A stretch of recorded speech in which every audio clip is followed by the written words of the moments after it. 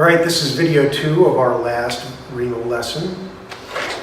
We're going to talk in this video about how the body gets rid of excess acid. So in the last video we talked about bicarb reabsorption, we talked about bicarb secretion. Now we're going to talk about how the body handles hydrogen ions. However, do note there's bicarb handling here as well. Every time you excrete a hydrogen ion, you actually form a bicarb and your body gains a bicarb. And in fact, that is how the kidney certainly operates in the face of an acidosis. It will try to accumulate bicarb for you in the body. This is part of how that happens. So we talked about bicarb reabsorption by your type A interturculated cell. We talked about bicarb excretion by your type B.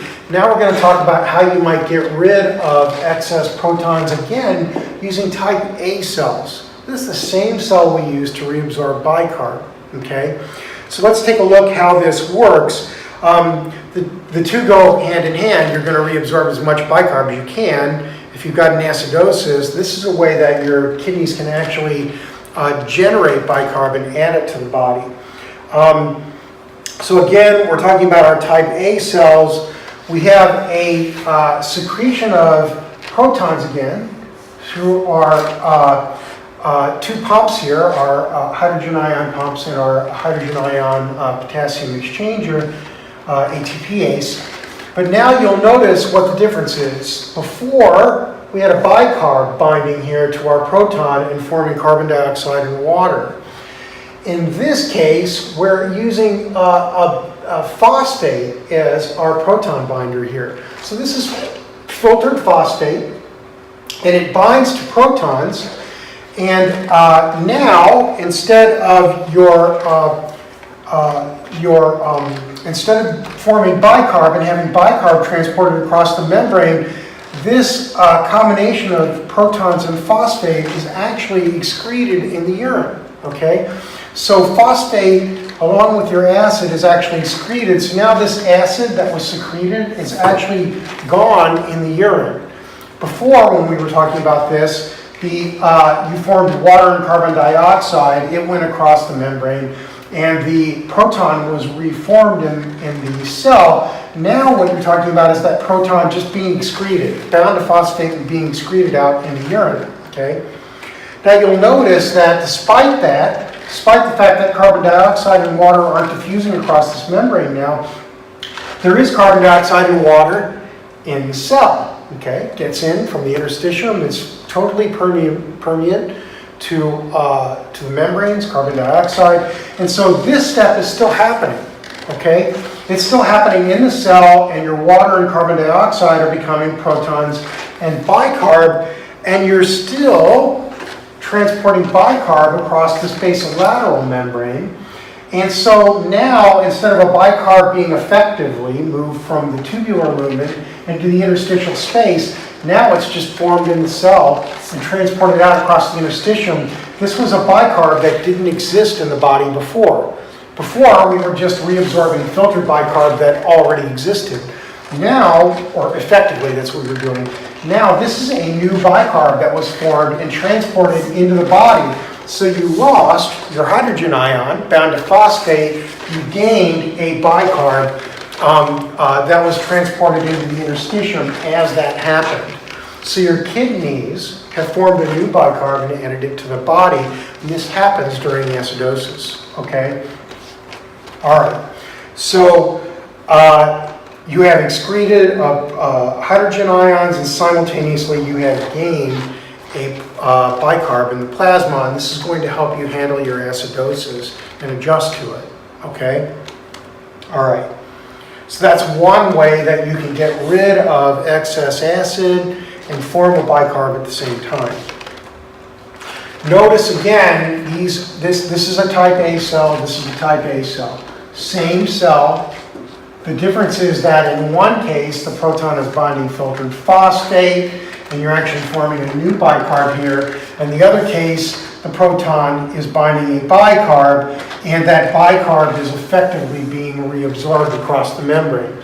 Same cell, same transporters, just different buffers here, okay? This is phosphate buffering the proton, this is bicarb buffering, okay?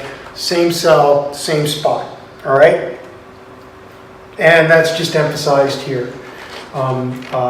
We have the same reaction inside the cell, the difference is here where you're getting proton binding to phosphate instead of proton binding to bicarb, forming water and carbon dioxide, which is permeate through this membrane. This is not permeate, it just goes out through the urine, all right? Phosphate is referred to as a titratable acid. The bottom line for a titratable acid is that if you put the urine in a test tube and you add a base, you can bring the pH back up to 7.4 because this proton, which is bound to the phosphate, actually can dissociate easily from that phosphate. And what that means is that the pH can be raised, okay? So a titratable acid has a proton where the proton can easily come off, okay? And phosphate is the primary titratable acid in the body. It is not the only one. You have urate, which forms uric acid. You have creatinine, but these are less important. Phosphate's the biggie, okay, as far as titratable acids are concerned. Now let's talk, or titratable buffers, excuse me. Let's talk about another buffer for protons, just very briefly. Let's talk about ammonium, which is formed from proton binding to ammonia, okay? And this happens in the proximal tubule, this process, okay? So we're back to the proximal tubule, not the collecting duct, okay? And I'm not going to go through this in detail, but basically in the kidney, glutamine, your amino acid, can be metabolized and used to produce ammonia. And ammonia is freely permeant to this membrane and it gets across the membrane, okay? And it diffuses into the tubular lumen, all right? Not going to talk about the details here, this dashed line, that's all you need to know from me anyway, okay? I don't think the details are that important, and it's long and complicated. Nevertheless, you have ammonia now in the urine. You have a proton secretion, okay, across this membrane.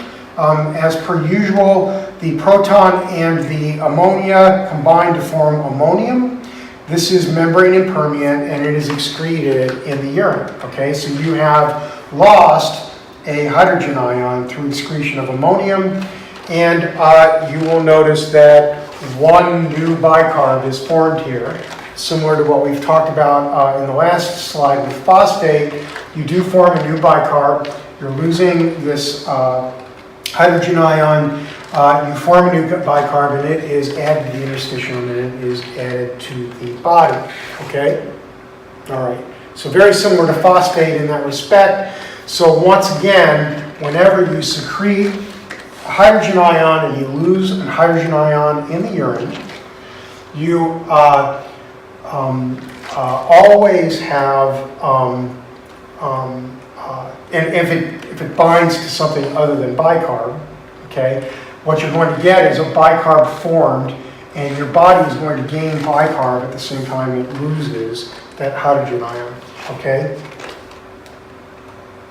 All right, ammonium is not a titratable acid, and all that means is that once a proton binds to it, it stays bound forever. You can't just add a bunch of base to the urine and make that proton come off. It stays bound to the ammonium, all right? So this is what we call a non-titratable acid. The phosphate is a titratable acid, okay? And remember that one new bicarb is made for each proton added to form an ammonium ion, okay? So once again, this is a way that your kidneys make bicarb, all right? And as we're going to see, that happens in response to acidosis. All right, so that's where I'm going to stop. And in the last video, we're going to talk about what the kidney's doing here and all the details that I went through, how that fits into overall acid-base handling in the body. I'm not going to go into great detail, but we're going to talk about it as far as we can go with it, right?